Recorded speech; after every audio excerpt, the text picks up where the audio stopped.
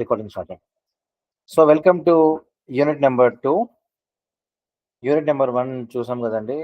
అక్కడ స్లో పేస్లో నీట్గా మీకు అది చెప్పడం జరిగింది. ఇదే పేస్లో మీకు యూనిట్ నెంబర్ 2 చెప్తున్నాను. అంటే ఎందుకు స్లో పేస్ ఫాస్ట్ పేస్ అని చెప్తున్నా అంటే, సాధారణంగా మీరు ఒకసారి నా సెకండ్ సెమిస్టర్ చూసుకుంటే నేను చాలా ఫాస్ట్గా టీచ్ చేస్తుంటామాట నేను. అయితే ఇక్కడ మాత్రం కొంచెం స్లోగా స్టడీగా చెప్పడం స్టార్ట్ చేస్తున్నాను నేను. Right. So next unit number 2 వచ్చేసరికి మాత్రం ఫస్ట్ టాపిక్ యూనిట్ నెంబర్ 2లో మనకి మ్యారేజ్. ఫస్ట్ టాపిక్ మనకి ఏముందంటే మ్యారేజ్. ఆ మ్యారేజ్లో మనకి డెఫినేషన్ అన్నమాట. సో యూనిట్ నెంబర్ 1లో మనం రకరకాల టాపిక్స్ చూసాం. ఇప్పుడు మనం యూనిట్ నెంబర్ 2లో దాని నుంచి నేర్చుకున్న బేసిక్స్ నుంచి మనము మ్యారేజ్ అనే టాపిక్లోకి వద్దాం. సో ఇప్పటివరకు మనం హిందూలో అనేది ఎలా ఉంటుంది, అది అసలు అది దాని యొక్క బేస్ ఏంటి, అసలు అది ఏ తీరులో ఉంటుంది అని చెప్పి ఇప్పటికే మనకు ఒక అవగాహన వచ్చేసి ఉండొచ్చు. అందులో భాగంగా మనం ఇప్పుడు నెక్స్ట్ సెకండ్ యూనిట్లోకి వచ్చేసరికి మ్యారేజ్ అని చూద్దాం ఒకసారి. మ్యారేజ్ అంటే వివాహ. దాని యొక్క డెఫినేషన్ వచ్చేసరికి మనకి it's a sacred union. Marriage is a sacred union rather than just a contract. So remember, marriage అనేది హిందూ రిలీజియన్లో అది కాంట్రాక్ట్ కాదండి, అది ఒక సేక్రెడ్ యూనియన్ అని చెప్తున్నామాట నేను. అదేంటి మరి కాంట్రాక్ట్ ఎక్కడ కూడా కాదు కదంటే అట్లా ఉండదు అన్నమాట. ముస్లిం మ్యారేజ్ వచ్చేసరికి ప్యూర్లీ మీకు అది కాంట్రాక్ట్ అన్నమాట. సో మన దేశంలో ముస్లిం మ్యారేజ్ అనేదాన్ని కాంట్రాక్ట్ అంటారు, హిందూ మ్యారేజ్ని మీకు సేక్రెడ్ యూనియన్ అని చెప్తారు. మరి క్రిస్టియన్ మ్యారేజ్ వచ్చేసరికి మాత్రం మీకు ఏముంటుందంటే అది సేక్రెడ్ యూనియన్ ప్లస్ కాంట్రాక్ట్ రెండు అనమాట. ఆ విధంగా మీరు చూసుకోవచ్చు. సరే, వీటి గురించి మీకు తెలియాలంటే మాత్రం సెకండ్ సెమిస్టర్లో మీకు దాని గురించి క్లుప్తంగా వివరించి ఉంటుంది అన్నమాట. కాంట్రాక్ట్ అని ఎందుకు అంటున్నాను, సేక్రెడ్ యూనియన్ అని చెప్పి ఎందుకు అంటున్నారు, అది అందాక ఒక సింపుల్గా వ్యూ చెప్తాను మీకు. అది sacred union and contract difference ఎక్కడ ఉంటుంది మీకంటే, there are multiple ways to justify this sentence, but one among such is marriage, which is sacred union, cannot be broken so easily.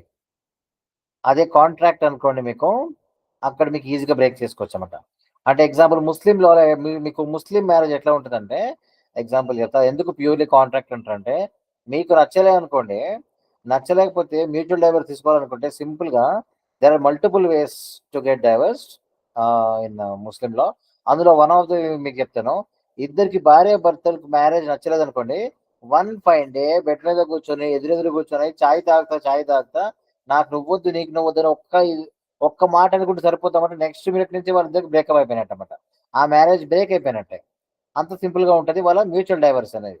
సరే, వాళ్ళ డైవర్స్ ప్రాసెస్ వేరే ఉంటుంది, అది కూడా కొంచెం సింపుల్గా ఉంటుంది. కానీ క్రిస్టియన్స్ అండ్ హిందూ మ్యారేజ్ మాత్రం అంత ఈజీగా బ్రేక్ కావు, దానికి చాలా తతంగం ఉంటుంది. మరి ఏది కరెక్టో ఏది రాంగో అని చెప్పేసి అది మీ విచక్షణగా వదిలేస్తాను. ఎందుకంటే సాధారణంగా ఒకసారి మ్యారేజ్ బ్రేక్ చేయాలని చెప్పి డిసైడ్ అయిపోయిన తర్వాత ప్రొసీజర్ సింపుల్గానే ఉండాలని చెప్పి నేను అనుకుంటాను. బట్ ఈ సేక్రెడ్ యూనియన్ వాటిలో ఏమవుతుందంటే, ఒకసారి మ్యారేజ్లో ఏమైనా ఇబ్బంది ఏర్పడినప్పుడు అంత ఈజీగా బ్రేక్ కావన్నమాట. దాంట్లో కొంచెం ప్రొసీజర్ లెంతీగానే ఉంటుంది, మీరు కూడా వినే ఉండొచ్చు. Court procedures are very lengthy అని చెప్పేసి టైం పడుతుంటుంది మీకు అది. Right now, so let's see what is marriage. Marriage is a sacred union rather than just a contract. In the bracket it's called వివాహ అంటారన్నమాట. So it's a religious and social institution.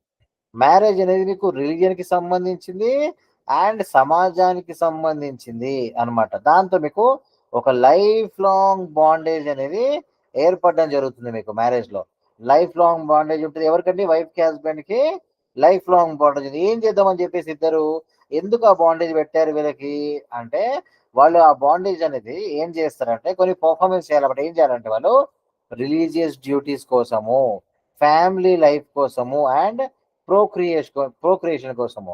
అదేంటి పెళ్ళంటే పెళ్ళి అనుకున్నాం కదా మేము, పెళ్ళంటే పెళ్ళే కాకుండా ఇవన్నీ ఉంటాయా అని చెప్తే ఉంటాయి. అంటే ఏముంటాయి అంటే ఫ్యామిలీ లైఫ్ ఉంటుంది. అంటే మీకు తెలిసిందే ఫ్యామిలీ లైఫ్ అనేది మీకు ఐడియా ఉండొచ్చు. రిలీజియస్ డ్యూటీస్ అంటే ఏంటిది అంటే, ఇక్కడ మీకు కొంచెం ముందుకు వెళ్ళకపోతే మీకు చెప్తా అసలు ఏ విధంగా మీకు హిందూ మ్యారేజ్ అనేది మీకు పెళ్లి మాత్రమే కాకుండా మీకు అది రిలీజియస్ డ్యూటీ అని ఎందుకంటారు మీకు అది ముందు చెప్తాను మీకు అదే. అండ్ నెక్స్ట్ మీకు ప్రోక్రియేషన్ ఒక అర్థం ఏంటంటే మీకు అదే మీరు మల్టిప్లై అవ్వడం. ఇద్దరు పెళ్లి చేసుకుంటే ముగ్గురు అవ్వచ్చు, అట్లా ముగ్గురు అవ్వచ్చు, వాళ్ళిద్దరిలోంచి నలుగురు కూడా రావచ్చు అనమాట. పిల్లలు పుడతారు కదండి, దాన్నే ప్రోక్రియేషన్ అని చెప్తారన్నమాట. సో ఇట్స్ మీకు రిలీజియస్ డ్యూటీస్ కొన్ని ఉంటాయి అన్నమాట. ఆ డ్యూటీస్ అంటే మీకు కొంచెం మీకు కింద మీకు చెప్తా, ఎక్స్ప్లెయిన్ చేస్తాను మీకు అది ఆ డ్యూటీస్ ఏంటని చెప్పేసి లిస్ట్. సో మ్యారేజ్ అనేది మీకు ఎందుకు చేస్తారు, ఆ బాండ్ ఎందుకు ఏర్పడుతుంది లైఫ్ లాంగ్ అంటే ఫ్యామిలీ లైఫ్ కోసం అండ్ ప్రోక్రియేషన్ కోసం అండ్ రిలీజియస్ డ్యూటీస్ కోసం. కొన్ని డ్యూటీస్ ఉంటాయి అన్నమాట రిలీజియస్ పరంగా. ఆ డ్యూటీస్ కోసం మాత్రమే మీరు లైఫ్ లాంగ్ బాండేజ్ అనే ఒక ఆలోచనతోని సేక్రెడ్ యూనియన్ గా మీరు కలిసి ఉంటారు అని చెప్పేది మీకు మ్యారేజ్ అనమాట. దాన్ని మీరు రేపు పొద్దున ఎగ్జామ్ రాసుకోవచ్చు, దాన్ని సింప్లిఫై చేసుకొని. ఇవి కాకపోతే నేను చెప్పేది ఏంటంటే అవి హైలైట్ టర్మ్స్ అనమాట. మ్యారేజ్ ఈజ్ మ్యారేజ్ అని చెప్పి రాయకుండా మ్యారేజ్ అంటే ఈ టెక్నికల్ పాయింట్స్ మీరు రాసుకోవచ్చు అనమాట. సో డెఫినేషన్ ఎక్కడ ఉంది మీకు మ్యారేజ్ అని చెప్తే హిందూ మ్యారేజ్ యాక్ట్ 1955 అనే ఈ యాక్ట్ లో మీకు ఒక డెఫినేషన్ ఇచ్చారు మీకు అనమాట. సో ఇక్కడ ఐ మీన్ ఇక్కడ జనరల్ మీకు ఏమంటారంటే లీగల్ డెఫినేషన్ లో మీకు ఎక్స్ప్లిసిట్ గా మీకు ఏముంటది డెఫినెట్ ఇది మ్యారేజ్ అని చెప్పి మీకు ఉండదు. కానీ కాకపోతే అక్కడ మీకు నేను పైన మీకు ఏ విధంగా అయితే మీకు చెప్పాను ఇక్కడ మీకు అదే మెయిన్ హైలైట్ పాయింట్స్ ఎప్పుడైతే మీకు చెప్పానో అవన్నీ హైలైట్ పాయింట్స్ మీకు ఇక్కడ ఉంటుంది అన్నమాట. మీకు అది హిందూ మ్యారేజ్ యాక్ట్ లో మీకు సెక్షన్ 5 లో ఉంటుంది అన్నమాట. మీకు అది ఏముంటుంది మీకు అది అంటే అదొక లీగలీ రికగ్నైజ్డ్ రిలేషన్షిప్ అన్నమాట. అంటే చట్టం అనేది మీ యొక్క రిలేషన్షిప్ రికగ్నైజ్ చేస్తుంటది. అంటే మీరు పెళ్లి చేసుకోకుండా నీకు ఆమె నచ్చింది, ఆమెకు నువ్వు నచ్చావని చెప్పేసి ఇద్దరు ప్రేమించేసుకొని మీ ఇద్దరు కలిసి ఉండిపోతారంటే సమాజం అట్లా ఒప్పుకోదన్నమాట. మీకంటే ఒక లైసెన్స్ కావాలి. ఇద్దరు కలిసి సంసారం చేసుకొని పిల్లలు కానీ సమాజంలో భార్యాభర్తలుగా మీరు ఉండాలి అంటే ఇక్కడ ఎవరి ఇష్టం వాళ్ళు కాదండి, మీరు ఖచ్చితంగా పెళ్లి చేసుకోవాలన్నమాట. అది లీగల్లీ రికగ్నైజ్డ్ అయి ఉండాలన్నమాట అది. So legally recognised between two Hindus అన్నమాట. సెక్షన్ 5 అని చెప్పిందంటే it's legally recognised relationship between two Hindus fulfilling conditions. ఏంటది అంటే కొన్ని కండిషన్స్ తోనే నువ్వు ఇద్దరు హిందూస్ అయిన తర్వాత ఈ కొన్ని కండిషన్స్ మ్యాచ్ అయితే నువ్వు భార్యాభర్తలుగా నేను లీగల్ గా రికగ్నైజ్ చేస్తారు. ఏంటి ఆ కండిషన్స్ అంటే కదా మోనోగమి, ఒకళ్ళనే చేసుకోవాలి. మెంటల్ సౌండ్నెస్ అనేది మీకు తెలిసిందే. ఏజ్ అనేది కరెక్ట్ గా ఉండాలి మీకు, అది ఎంతో మీకు తెలుసు కదా. 18 ఒకటి 21 ఉండాలన్నమాట. గర్ల్ కి 18, బాయ్ 21 ఉండాలన్నమాట. And absence of prohibited relationships అన్నమాట. ప్రొహిబిటెడ్ రిలేషన్షిప్స్ అంటే నువ్వు నీ చెల్లిని పెళ్లి చేసుకోవడం కానీ లేకపోతే మీ తల్లిని పెళ్లి చేసుకోవడం కానీ ఇలాంటి వరుసలు ఉంటాయి కదండి, వరుసలు ఇలాంటి అన్నలని చెల్లెలని అక్కలని ఇలాంటి ప్రొహిబిటెడ్ రిలేషన్షిప్ అన్నమాట. ఇట్లాంటి ప్రొహిబిటెడ్ రిలేషన్షిప్స్ కాకోకుండా నువ్వు ఉన్నప్పుడు మాత్రమే నీకు సెక్షన్ 5 కింద నీకు అది పెళ్లి అని అనబడుతుంది. పెళ్లి అని చెప్పి లీగల్ గా రికగ్నైజ్ చేస్తున్నాం అయ్యా అని చెప్పి మీకు హిందూ మ్యారేజ్ యాక్ట్ అనే ఒక చట్టంలో సెక్షన్ 5 లో పెళ్లి అనేది ఏంటో మీకు చెప్పబడింది అనమాట. మీకు అది దాట్స్ ఇట్. సో ఇక్కడ మీకు హిందూ మ్యారేజ్ యాక్ట్ అనేది మీకు అది కాంట్రాక్ట్ కాదు, సేక్రమెంటం, పవిత్రమైన బంధం అని చెప్పేసి ఇదిగోండి వీరిద్దరు కేసులో మీకు 1942లో మీకు భగవతి సరణ్ సింగ్ వర్సెస్ పరమేశ్వరి నందర్ సింగ్ అనే 1942లో వీళ్ళిద్దరి మధ్య జరిగిన ఒక కేసులలో అప్పుడు కోర్టు చెప్పింది అన్నమాట, ఇది not just a contract, it's sacred and life long commitment అని చెప్పి ఇక్కడ ఈ కేసులో మీకు చెప్పడం జరిగింది అన్నమాట. అది సో తర్వాత నెక్స్ట్ మీకు వచ్చేసరికి రిలీజియస్ పర్స్పెక్టివ్ మనం చూద్దాం ఒకసారి. రిలీజియస్ కి పెళ్లికి సంబంధం ఏముంది మ్యారేజ్ లో అని చెప్తే రిమెంబర్ ఇక్కడ మీకు it's a duty, marriage is a divine duty and is perform for నీ ధర్మాన్ని కాపాడుకోవడానికి కోసము అండ్ నీ యొక్క ప్రోక్రియేషన్ అంటే ధర్మ ప్రజా రతి అంటే నువ్వు ఈ మూడిటి కోసం నీవు ఏం చేస్తుంటే పెళ్లి చేసుకోవాలని చెప్పినావు. ఎక్కడుంది నీకు ఇది? మనుస్మృతిలో ఇంకా వేదాల్లో రాయబడి ఉందన్నమాట. ఇది రిలీజియస్ పరంగా నువ్వు పెళ్లి అనేది ఏంటో చూసుకుంటే అది నువ్వు ధర్మ ప్రజా రతి అంటే నువ్వు రిలీజియన్ కోసం, నీ రిలీజియస్ కోసము, తర్వాత ప్రజా అంటే ప్రోక్రియేషన్ అంటే నువ్వు దీని ఏంటది పిల్లల్ని కన్నాం అనమాట. సో ప్రోక్రియేషన్ అంటే మల్టిప్లికేషన్ అనమాట, దానికోసము. మరియు రతి రతి అంటే మీరందరూ తెలుసు కదా, మీరందరూ పెద్దవాళ్ళే కదండి. రతి అంటే ఇట్స్ సెక్షువల్ ఫిజికల్ యాక్టివిటీ అన్నమాట. దానికోసం అని చెప్పేసి నువ్వు పెళ్లి చేసుకోవాలి. ఇది లేకపోతే నువ్వు పెళ్లి బయట వెళ్ళి నువ్వు సెక్షువల్ రిలేషన్షిప్ పెట్టుకుంటే అది పాపం అనబడుతుంది. అట్లాంటి పాపాలు నువ్వు చేయకోకుండా ఉండాలంటే పెళ్లి చేసుకోవాలి అని చెప్పి నీకు చెప్పిందన్నమాట. మనుస్మృతి అండ్ వేదాస్ అనమాట.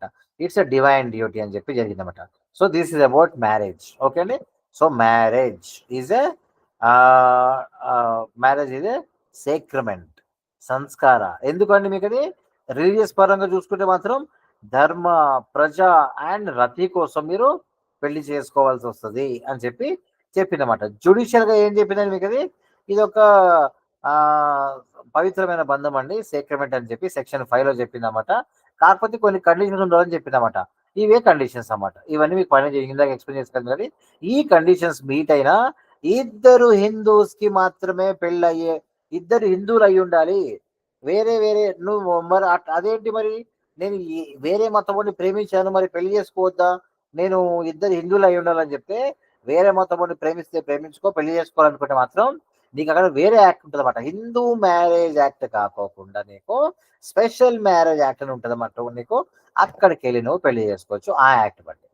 సో నో ప్రాబ్లం, నేను ఎవరు ఆపేయలేదు, అట్ట కూడా పెళ్లి చేసుకోవచ్చు. నెక్స్ట్, అది ఫస్ట్ టాపిక్ అంటే అసలు మ్యారేజ్ అంటే ఏంటో తెలిపేది. నెక్స్ట్, మ్యారేజ్ ఇన్ హిందూ లా. అయితే ఇప్పుడు నెక్స్ట్ మనం సెకండ్ టాపిక్ వచ్చేసరికి డెఫినేషన్ అయిపోయిన తర్వాత ఫస్ట్ మనం ఇప్పుడు మనం మ్యారేజ్ ఇన్ హిందూ లా, హిందూ లాలో వివాహం అనేది అసలు ఏంటో ఎగ్జాక్ట్ గా మనం చూద్దాం. సో ఆబ్వియస్ గా మీరు ఏం చేస్తారంటే ఇద్దరు హిందువుల మధ్యలో జరిగేది పెళ్లి అని చెప్పి చూశారు, విత్ సమ్ కండిషన్ చెప్పి చూసారు కదండి, సెక్షన్ 5. దాన్ని బట్టి మీరు రాసుకోవచ్చు డెఫినేషన్ కింద. అది రాసుకున్న తర్వాత ఇక్కడ మీకు మ్యారేజ్ అనే టాపిక్ మీద మీరు అబ్జర్వ్ చేసుకుంటే ఇక్కడ మీకు కొన్ని ఎసెన్షియల్స్ ఉంటాయి అన్నమాట. నువ్వు మ్యారేజ్ చేసుకోవాలంటే మ్యారేజ్కి మీకు ఏముంటాయి అంటే you have some essentials, you have to go through some essentials, some requirements అనమాట. నువ్వు పెళ్లి చేసుకోవాలంటే కొన్ని రిక్వైర్మెంట్స్ ఉంటాయి. అది మీకు ఆల్రెడీ మీకు నెక్స్ట్ టాపిక్ కూడా మీకు ఉంటుంది. మీకు అదే మామూలుగా మీకు చెప్తాను చూసుకోండి. ఎసెన్షియల్స్ ఏమున్నాయి అబ్బా అని చెప్తే మోనోగమి అంటే ఇక్కడ నువ్వు ఒక్కరిని మాత్రమే పెళ్లి చేసుకోవాల్సి వస్తుంది. ఒక ఒక వ్యక్తికి ఒకటే భర్త ఉండాలి, భార్య అయినా ఉండాలన్నమాట. అంతే, అంతమించి ఎక్కువ ఉండడం కోసం వీల్లేదు ఇక్కడ ఎక్కువ. అదేంటి మరి అందరికి లేదని చెప్తే అట్లా లేదని, ముస్లిమ్స్ మాత్రం 4 వరకు పెళ్లి చేసుకోవచ్చు. క్రిస్టియన్స్ కూడా మాత్రం వీళ్ళు మోనోగమినే పాటిస్తారు. క్రిస్టియన్స్ అండ్ ముస్లిమ్స్ లో ఉన్న భర్తలు మాత్రం క్రిస్టియన్స్ ఇంకా హిందూస్ మాత్రం జెంట్స్ ఒక్కరినే పెళ్లి చేసుకోవాలి. ముస్లిమ్స్ మాత్రం నలుగురు వరకు వాళ్ళకి పర్మిషన్ ఉంటుంది అన్నమాట మన దేశంలో. So only 1 person, that's called మోనోగమి అన్నమాట. నెక్స్ట్, అది కాకోకుండా మీకు మెంటల్ సౌండ్నెస్ ఉండాలన్నమాట. మీరు పెళ్లి చేసుకోవాలంటే నువ్వు మెంటలీ ఫిట్ అయి ఉండాలన్నమాట. అసలు ఏం చేస్తున్నావు, నువ్వు ఏం ఆలోచిస్తున్నావు అని చెప్పి నీకు పిచ్చి ఉండకూడదు అన్నమాట. మెంటల్ సౌండ్ వాళ్ళు మాత్రం పెళ్లి చేసుకోవాలి అనమాట. Next, age 21 years and 18 years అన్నమాట. సో ఇక్కడ మీకు ఇవి కాకుండా మీరు చేసుకుంటే ఏమైందండి మీకు అది, ఈ 18 కి ఒక్క రోజు తగ్గిన, 21 కి ఒక్క రోజు తగ్గిన తీసుకెళ్లి prohibition of child marriage act అనే యాక్ట్ కింద మిమ్మల్ని సెక్షన్ కేసు బుక్ చేసి జైల్లో పడడం జరుగుతుంది అన్నమాట. So prohibition of child marriage act మీరు పడదంటే బాయ్స్ కి గర్ల్స్ కి ఈ ఏజ్ ఉండదని చెప్పి చెప్తుందన్నమాట. నెక్స్ట్, ప్రొహిబిషన్ డిగ్రీస్ చెప్తున్నారు కదండి, ఫాదర్ డాటర్ ని, బ్రదర్ సిస్టర్ ని, లేకపోతే క్లోజ్ బ్లడ్ రిలేషన్షిప్ ఇంకేమన్నా మీరు మీ యొక్క పెద్దమ్మని పెద్ద ఇట్లాంటి వాళ్ళు మీరు పెళ్లి చేసుకోవద్దన్నమాట. బ్లడ్ రిలేషన్షిప్ ని మీరు పెళ్లి చేసుకోకూడదు. అది మ్యారేజ్ విషయంలోకి వస్తాయి అవి ప్రోహిబిటెడ్ రిలేషన్షిప్స్ అని చెప్పడం జరిగింది అనమాట. అట్లాంటివి కాకపోతే చిన్న కండిషన్స్ ఉంటుంది అనమాట. ప్రోహిబిటెడ్ రిలేషన్షిప్స్ లో ఏంటంటే నీ యొక్క కష్టం అంటే నీ యొక్క సంప్రదాయాలు, నీ యొక్క ఆచారాలు ఒకవేళ దాంట్లో నీకు అంగీకరించాయి అనుకోండి, అప్పుడు చట్టం నిన్ను ఏమన్నది అనమాట. అయితే ఎగ్జాంపుల్ గా చెప్పాలంటే ఇప్పుడు కొన్ని విషయాలు బ్రదర్స్ సిస్టర్స్ మ్యారేజ్ చేసుకుంటారన్నమాట. ఏంటి బ్రదర్స్ సిస్టర్స్ సొంత బ్లడ్ కాదు కానీ ఇప్పుడు పెద్దనాయన కొడుకుని నువ్వేమంటావు, నువ్వు పెద్దనాయన కొడుకు నువ్వు అన్న అంటావు అన్నమాట. పెద్ద కొడుకు ఉంటే నీకన్నా పెద్ద అన్న అంటావు. కానీ ఇక్కడ మాత్రం ముస్లిమ్స్ మాత్రం ఏమైతుంది కదా, అది వాళ్ళ కస్టమ్స్ అట్లా కుదరదు కాబట్టి వాళ్ళు అట్లా బావ అంటారు కాబట్టి వాళ్ళు అట్లా మ్యారేజ్ చేసుకోవచ్చు అనమాట. అదే విధంగా నువ్వేం చేసుకుంటావు, హిందువులకు వచ్చేసరికి ఏముంటుందమ్మా అంటే ఇక్కడ మీకు మీ యొక్క మేనమామ, మీ మేనమామ యొక్క కూతుర్ని నువ్వేమంటావు, మరదలని పిలిచి నువ్వు పెళ్లి చేసుకుంటావు. అయితే అదే నీకు నార్త్ ఇండియాలో మాత్రం చిచ్చి అంటారన్నమాట వాళ్ళు. ఇదెక్కడ పద్ధతి నాయన, నీకు ఇట్లా ఉన్నారేంట్రా మీరు ఇట్లా అని చెప్పేసి వాళ్ళు చేస్తుంటారు. అందుకని మీరు చెప్తున్నా కదండి, మనము అన్ని విభిన్న మతాలని, కులాలని, ప్రాంతాలని గౌరవించాలి. ఎందుకంటే నీకు నువ్వు గ్రేట్ అనిపిస్తే వాళ్ళకి గ్రేట్ అనిపిస్తారన్నమాట. అట్లా అని చెప్పి నువ్వు కొట్టుకుంటా పోయి ఆర్గ్యుమెంట్ చేసుకుంటే పోతే మాత్రం ప్రశాంతత ఉండదు, దేశం ముందుకెళ్ళదు, మనందరం నాశనానికి బయలుదేరేళ్ళినట్టు ఉంటదన్నమాట. అట్లాంటివి ఎప్పుడు చేయదండి. మీరు మీ పిల్లలకు కూడా నేర్పించండి. ఎవరిని ఎందుకు గౌరవించాలి. మనందరం సపోజ్ ఇప్పుడు మిమ్మల్ని ఎవరైనా కానీ మీకు అరే వాళ్ళు ముస్లిమ్స్ అరే చీ వాళ్ళు క్రిస్టియన్స్ అని చెప్పారనుకోండి, వాళ్ళు మీతో గేమ్ ఆడుతున్నట్టే కానీ నిజానికి మాత్రం మనందరం ఒకళ్ళొకరు గౌరవించుకోవాలి. ఎందుకంటే నువ్వు వాళ్ళ వైపు మిస్టేక్ చూపించే కెపాసిటీ నీకుంటే, సరిగ్గా చూసుకుంటే నీ వైపు ఇంకొన్ని మిస్టేక్స్ ఉంటే నీకు కనపడం అంతే నీకు అది. సో ఒకడు మతం వైపు, ఒకరు కులం వైపు, ఒకరు కస్టమ్స్ ఆచారాల వైపు ఒకరు వేలెత్తి చూపించి వాళ్ళని దూరం చేసుకోవడానికి, లేకపోతే వాళ్ళని వేరు చేయమని ప్రయత్నం చేసి వాళ్ళని ద్వేషించమని చెప్తే నువ్వు ఎక్కడో రాజకీయ నాయకుడి యొక్క వలలో పడ్డట్టే అని చెప్పి మీరు తెలుసుకుని మీ పిల్లలకు కూడా తెలపండి. చట్టం మీకు ఇది నేర్పిస్తండి. మీకు క్రిస్టియన్స్, ముస్లిమ్స్, హిందూస్, క్యాస్ట్ కానీ అన్ని అందరూ ఏ విధంగా సమానం చూసుకోవాలో మీరు లాలోకి వచ్చారు కదా, మీకు ఈ కోర్స్ మీకు అద్భుతంగా ఖచ్చితంగా నేర్పించి తీరుతుంది. ఒకవేళ మీరు ఇప్పటికీ ట్రాప్ లో ఉంటే మాత్రం ఆటోమేటిక్గా ట్రాప్ నుంచి బయటపడడానికి కోసం మతాల మధ్యలో ద్వేషం, కులాల మధ్యలో ద్వేషం అనే ఇట్లాంటి దాంట్లో మీరు పడిపోయి ఉంటే మాత్రం మిమ్మల్ని ఖచ్చితంగా లా అనేది హెల్ప్ చేస్తుంటుందని మీ మైండ్ ని ట్యూన్ చేసి పడేస్తామంట ఇక్కడ మీకు. So that's it. So prohibited degree relationship అన్నమాట ఇది. నెక్స్ట్ ఇన్ ఇండియా ఇప్పుడు మీకు Hindu marriage act prohibits marriage between individuals. Obvious గా ఎవరండి వాళ్ళు who fall under prohibited relationships అనమాట. అది మీకు చెప్పింది అంకుల్, నేస్, బ్రదర్, సిస్టర్ ఎక్సెట్రా అదనమాట. నెక్స్ట్ అది కూడా కాకుండా నెక్స్ట్ ఇంకోటి ఏముంటుంది మీకు ఎసెన్షియల్స్ ఉంది కదా, సాపింద రిలేషన్షిప్స్ అనమాట. సాపింద రిలేషన్షిప్ యొక్క రెస్ట్రిక్షన్స్ ఏంటిదంటే హిందూస్ ఏం చేస్తారంటే 5 తరాలన్నమాట. So cannot marriage someone within 5 generations on father side and 3 generations on the mother side అన్నమాట. సో మదర్స్ హిందూ మీకు ఒక రిలేషన్ మీకు కండిషన్ ఏముంటుందంటే ఫాదర్ సైడ్ నుంచి మీకు 3 generations, మదర్ సైడ్ నుంచి మీకు ఫాదర్ నుంచి 5 generations, మదర్ నుంచి మీకు 3 generations అన్నమాట. అట్లాంటి 3 generations మీరు వదిలిపెట్టేయండి బాబు అని చెప్పేసి మీకు ఈ హిందూలో అనేది చెప్పడం జరుగుతుందన్నమాట. సో దీనివల్ల ఏంటంటే మీకు క్లోజ్ బ్లడ్ రిలేటివ్స్ ని మీరు పెళ్లి చేసుకున్న వాళ్ళు కారని చెప్పి మీకు చెప్తుందన్నమాట అది. సో దట్స్ ఇట్ అండి. సో ఈ విధంగా మీకు ఈ యొక్క కండిషన్స్, ఎసెన్షియల్స్ అనేది మీరు చూడడం జరిగిందండి. తర్వాత మీరు అబ్జర్వ్ చేసుకుంటే నెక్స్ట్ మనం ఓవరాల్గా మనం ఇప్పుడు ఏం చూస్తున్నాం, మన టాపిక్ ఏంటంటే మనకి హిందూ మ్యారేజ్ లో దాని యొక్క గుణగుణాలు మనం చూసుకుంటాం. దాంట్లో ఏమున్నాయని చెప్పి చూస్తే క్రమంలో అసలు దాని డెఫినేషన్ ఏంటో మనం చూసాము. తర్వాత దాంట్లో ఎలిమెంట్స్, ఎసెన్షియల్స్ ఏంటో మనం చూసాము. ఇప్పుడు నెక్స్ట్ మనం చూద్దాం ఒకసారి టైప్స్ ఆఫ్ హిందూ మ్యారేజ్ అనమాట. టైప్స్ ఆఫ్ హిందూ మ్యారేజ్ మీరు అబ్జర్వ్ చేసుకుంటే మీకు బ్రహ్మ మ్యారేజ్ ఉంటుంది. బ్రహ్మ మ్యారేజ్ అంటే ఏంటి అంటే మీకు రిమెంబర్ మీకు టోటల్ 8 టైప్స్ ఆఫ్ మ్యారేజ్ ఉంటుందండి. మీకు అది అప్రూవ్డ్ మ్యారేజ్ లో మీకు అది 8 types of marriages are approved అనమాట. మిగతా కొన్ని అన్అప్రూవ్డ్, నాట్ అప్రూవ్డ్ మ్యారేజెస్ ఉంటుంది. వాటి సంగతి మనం చూద్దాం ఒకసారి. టోటల్ 8 టైప్ లో మీకు అది 4 ఏమో అప్రూవ్డ్ ఉంటుంది మీకు అది, మిగతా 4 ఏమో మీకు నాట్ అప్రూవ్డ్ మ్యారేజెస్ ఉంటాయి అన్నమాట. బ్రహ్మ మ్యారేజ్ వచ్చేసరికి మీకు ఏముంటుంది అంటే it's a most respected form అనమాట. ఏంటంటే ఫాదర్ డాటర్ ని ఒక చదువుకున్న వాడి చేతిలో పెడుతుంటారన్నమాట. ఒక చదువుకున్న మనిషి చేతిలో ఒక ఫాదర్ డాటర్ ని పెట్టడం వల్ల దాన్ని బ్రహ్మ మ్యారేజ్ అని చెప్తారన్నమాట. అయితే నెక్స్ట్ దైవ మ్యారేజ్ అంటే ఏంటంటే daughter is married to priest అన్నమాట. సో ఒక డాటర్ ఒక ప్రీస్ట్ బ్రాహ్మణ్ అన్నమాట. కొడుకు ఒక డాటర్ ని బ్రాహ్మణ్కి ఇచ్చి పెళ్లి చేస్తే అన్ని రిలీజియస్ సాక్రిఫైస్ అన్ని మీరు చేస్తారని దైవ మ్యారేజ్ అని చెప్తారన్నమాట మన దేశంలో. దాని తర్వాత హర్ష మ్యారేజ్ ఏంటంటే బ్రైడ్స్ ఫాదర్ యాక్సెప్ట్ గిఫ్ట్ అన్నమాట ఫ్రమ్ గ్రూమ్. పెళ్లి కొడుకు, గ్రూమ్ అంటే పెళ్లి కొడుకు, బ్రైడ్ అంటే బ్రైట్ గా ఉంటది అని గుర్తుంచుకోండి. పెళ్లి కూతురు అని చెప్పి గుర్తుంచుకోండి, కన్ఫ్యూజ్ అవుతాయి మాత్రం. సో బ్రైడ్ అంటే పెళ్లి కూతురు వాళ్ళ యొక్క ఫాదరు పెళ్లి కొడుకు దగ్గర నుంచి ఒక గిఫ్ట్ తీసుకుంటారు అన్నమాట. ఎగ్జాంపుల్ ఏంటిదంటే ఆవుని తీసుకుంటారు అన్నమాట. అప్పుడు దాన్ని హర్ష మ్యారేజ్ అని చెప్తారు అన్నమాట. నెక్స్ట్ ప్రజాపత్య మ్యారేజ్ అన్నమాట. ప్రజాపత్య మ్యారేజ్ అంటే ఏంటంటే మీకు ఎలాంటి కట్నం లేకోకుండా మీకు రిమెంబర్ ఎట్లాంటి కట్నాలు లేకోకుండా సింపుల్ రిచువల్స్ తోనే చిన్న చిన్న పూజలు చేసుకొని చేసే మ్యారేజ్ ని ప్రజాపత్య మ్యారేజ్ అని చెప్తుంటారు అన్నమాట. ఇవి అప్రూవ్డ్ మ్యారేజెస్ అన్నమాట. నెక్స్ట్ మీకు ఏముంటది అంటే అన్అప్రూవ్డ్ ఫార్మ్స్ ఆఫ్ మ్యారేజ్ ఉంటుంది అనమాట. ఇదేంటిది అంటే అసుర మ్యారేజ్. అసుర మ్యారేజ్ అంటే ఏంటంటే మీరు అది డౌరీ అన్నమాట. ఇక్కడ groom gives money are wealth to brides family. డబ్బులు ఇస్తారు చూసుకోండి. పెళ్లి కొడుకు డబ్బులు ఇచ్చి అమ్మాయిని పెళ్లి చేసుకుంటే దాన్ని అసుర మ్యారేజ్ అని చెప్పడం జరుగుతుంది. అది ఇష్టమైన మ్యారేజ్ కాదు, ఎవరికి దాన్ని యాక్సెప్ట్ చేయాలన్నమాట. గంధర్వ మ్యారేజ్ అని ఇంకొక మ్యారేజ్ ఉంటుంది, అది లవ్ మ్యారేజ్ అన్నమాట. అది ఇద్దరు మ్యారేజ్ చేసుకుంటారు కానీ ఫ్యామిలీని ఇన్వాల్వ్ చేయకుండా వాళ్ళే మ్యారేజ్ చేసుకుంటారు. వితౌట్ ఫ్యామిలీస్ అప్రూవల్ మ్యారేజ్ చేసుకుంటుందని గంధర్వ మ్యారేజ్ అని చెప్తారన్నమాట. నెక్స్ట్ మ్యారేజ్ చూసుకుంటే మీరు రాక్షస మ్యారేజ్ అని చెప్తారన్నమాట.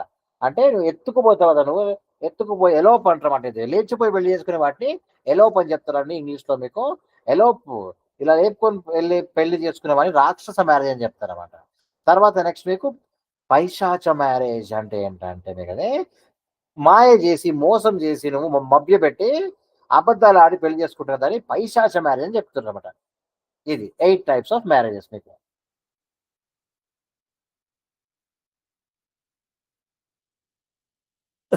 ఓకే. సో ఇప్పుడు మీకు అప్రూవ్డ్ మ్యారేజెస్ కొన్ని చూసారు, అన్అప్రూవ్డ్ మ్యారేజ్ చూసారు. మొత్తం హిందూయిజంలో 8 టైప్స్ ఆఫ్ మ్యారేజెస్ ఉంటుంది అనమాట. 4 అప్రూవ్డ్, 4 అన్అప్రూవ్డ్ మ్యారేజెస్ అనమాట. That's it.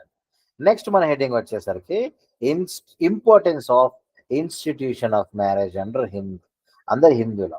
అసలు మనకి పెళ్లి అనే యొక్క మ్యారేజ్ అనే ఇన్స్టిట్యూషన్ అంటే చదువుకునే ఇన్స్టిట్యూషన్ కాదండి మీకు అది. ఇది ఒక మ్యారేజ్ ఇది ఇన్స్టిట్యూషన్ అని చెప్తారు కదండి. దాని అర్థం ఏంటిదంటే ఇది ఒక కట్టుబాటు. పెళ్లి అనే ఒక కట్టుబాటు, పెళ్లి అనే ఈ యొక్క ఏర్పాటు ఉంది కదా. ఈ ఏర్పాటు కానీ ఈ కట్టుబాటు కానీ ఎందుకుంది, దాని యొక్క ఇంపార్టెన్స్ ఏంటి, ఎవరికి నచ్చిన వాళ్ళు కలిసి ఉంటే ఏం వచ్చింది నష్టం? ఇప్పుడు నీకు నీ బీటెక్ లో నీ గర్ల్ ఫ్రెండ్ నచ్చింది, నువ్వు పెళ్లి చేసుకుని నేను ఎవడ ఆపాడు? నీకు ఇంకోళ్ళు నచ్చారు, ఇంకోళ్ళు నచ్చారు, వీళ్ళు నచ్చారు, వాళ్ళు నచ్చారు అని చెప్పేసి ఏమీ చూసుకోకుండా ఎవరికి వాళ్ళు హ్యాపీగా బతకొచ్చు కదా. ఎందుకు ఇవన్నీ ఉన్నాయని చెప్పి మీకు చిన్న చిన్న ఆలోచనలు ఏమన్నా అలాంటివి ఏమైనా వస్తే ఇక్కడ మీకేనండి టాపిక్. ఇది importance of institution of marriage అనమాట. ఎందుకు పెళ్లి అనే బంధం ఉండాలి సొసైటీలో? ఊరికనే కలిసి ఉండిపోవచ్చు కదా. అంత ఖర్చు పెట్టడం ఎందుకు, పెళ్లి చేసుకోవడం ఎందుకు, అప్పులు పాలు అవడం ఎందుకు, ఆలిగిలు భోజనం పెట్టడం ఎందుకు, ఫంక్షన్ బుక్ చేయడం ఎందుకు, లాస్ట్ మళ్ళీ కొట్టాడుకోవడం ఎందుకు, అప్పులు పాలు అవడం ఎందుకు, ఇవన్నీ ఎందుకు అని చెప్పి నన్ను ఆలోచిస్తారు కదా. అవన్నీ మీరు క్రియేట్ చేసుకుంది. అది దానికి ఇన్స్టిట్యూషన్ ఆఫ్ మ్యారేజ్కి ఎలాంటి సంబంధం లేదండి. ఇప్పుడు మనం ఇన్స్టిట్యూషన్ ఆఫ్ మ్యారేజ్ మనం చూద్దాం ఒకసారి. అసలు ఇన్స్టిట్యూషన్ ఆఫ్ మ్యారేజ్ అంటే ఏంటో మనం చెక్ చేద్దాం ఫస్ట్. దాంట్లో మనము వైవాహ రిమెంబర్ అండి, ఫస్ట్ మీరు రాసుకోండి డెఫినేషన్స్ అవన్నీ రాసుకోండి. డెఫినేషన్స్ అది పవిత్రమైన బంధం అని చెప్పేసి, ఆ యొక్క ప్రోహిబిటెడ్ లిస్ట్ లేకుండా చేసుకోవాలని చెప్పేసి, హిందువులు అని చెప్పి హిందూ మ్యారేజ్ రాసుకున్న తర్వాత అసలు ఈ యొక్క ఇన్స్టిట్యూషన్ ఆఫ్ మ్యారేజ్ అని మీరు అబ్జర్వ్ చేసుకుని ఇంపార్టెన్స్ మీరు అబ్జర్వ్ చేసుకుంటే ఫస్ట్ వన్ రిలీజియస్ ఇంపార్టెన్స్ అనమాట. అంటే రిలీజియన్ పరంగా, మత పరంగా దానికి ఒక ఇంపార్టెన్స్ ఉంది. అయితే మీకు ఏంటంటే it's a divine and secret bond అన్నమాట. ఎందుకంటే నువ్వు దాంట్లో మీకు ఇద్దరు చెప్తాను చెప్పగల మీ పైన మీకని, because it is essential for performing dharma. నీ ధర్మాన్ని నువ్వు నిర్వర్తించడానికి, అదే నీ యొక్క రిలీజియస్ డ్యూటీ అనమాట, నిర్వర్తించడానికి నువ్వు పెళ్లి చేసుకోవాల్సి వస్తుంది. అంటే man alone is considered incomplete in fulfilling the religious obligations. మన హిందూ ధర్మాల్లో, హిందూ ధర్మంలో కొన్ని రిలీజియస్ ఆబ్లిగేషన్స్, రూల్స్ ని కట్టుబాట్లు నువ్వు పాటించాలంటే మగవాడు ఒక్కడే సరిపోడు. నువ్వు ధర్మాన్ని పాటించడం. ఈ సందర్భంలో మీకు విషయం చెప్పాలండి, ధర్మం కోసం ధర్మాన్ని పాటించాలని చెప్పి చాలా మంది ఏం చేస్తుంటారని దాడులు చేస్తుంటారు అనుకోండి. దాడి చేయండి రా, ఆకులమోని ఈ మతమోని దాడి చేయండి ధర్మం కోసం చెప్పారనుకోండి, అది నమ్మకండి. ధర్మాన్ని పాటించడం అంటే ఏంటి, ధర్మాన్ని కాపాడడం అంటే ఏంటంటే మీలో ఉన్న నీతిని కాపాడుకోవడం అనే అర్థం మాత్రమే. వేరే వాడిని కొట్టమని, వేరే వాడిని చంపమని, వేరే కులాన్ని, వేరే మతాన్ని వెక్కిరించమని, చిన్నచూపుమని కాదండి. హిందూయిజంలో ధర్మం అంటే ఏంటంటే నువ్వు నీ యొక్క నీ అంతర్గిక నీ యొక్క అంతర్గిక యొక్క ఆలోచనల్ని వాటిని శుభ్రపరుచుకుంటూ నీతిగా, నిజాయితీగా, బాధ్యతగా ఉండడాన్ని ధర్మం అని చెప్తారన్నమాట. ఆ ధర్మాన్ని కాపాడుకోమని చెప్తుంటారన్నమాట. నేను నీకు ధర్మాన్ని కాపాడుకోవడం కోసం నీకు మీ ఆ మీకు ఎవరైనా కానీ వాళ్ళని వీళ్ళని వైలెన్స్గా చేయండి అని చెప్పి మీకు చెప్పినా, మీ పిల్లలకు చెప్పినా కానీ ఆ ట్రాప్లో పడకండి. మతం అనే ట్రాప్లో ఎప్పుడు కూడా పడకండి. మతం అనేది ఎప్పుడు కూడా దేశానికి కానీ ఫ్యామిలీకి కానీ నాశనమే తీసుకొస్తామంట.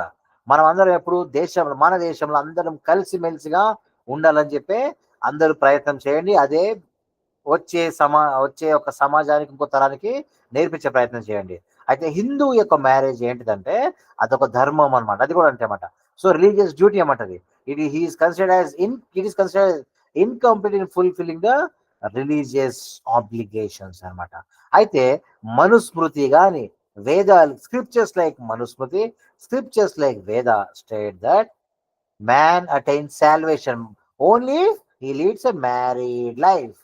అయితే పెళ్లి చేసుకున్నప్పుడు మాత్రమే నీకు మోక్షం అనేది ప్రాప్తి చెందుతుంది.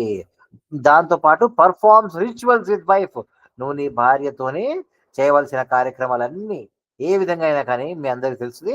అవన్నీ చేసినప్పుడు మాత్రమే మోక్షం అనేది నువ్వు ప్రాప్తం చేసుకోగలుగుతావు అని చెప్పేసి మనుస్మృతి అండ్ వేదాస్ అనేది చెప్తుంది. కాబట్టి నువ్వు పెళ్లి చేసుకోవాలని చెప్పి చెప్తున్నమాట నీకు అది. తర్వాత నీకు మ్యారేజ్ చేసే క్రమంలో నువ్వు సప్తపదిని ఏడు సార్లు మీరు తిరుగుతారు కదండి. అరౌండ్ ద 7 స్టెప్స్ మీరు వేస్తారు కదండి. 7 అడుగులు మీరు వేసి దాన్ని మీకు సప్తపది అని చెప్తారన్నమాట. దాన్ని మీకు రిలీజియస్ పరంగా కూడా మీకు అది చెప్పడం జరిగింది అన్నమాట. దట్స్ ఇట్ అండి.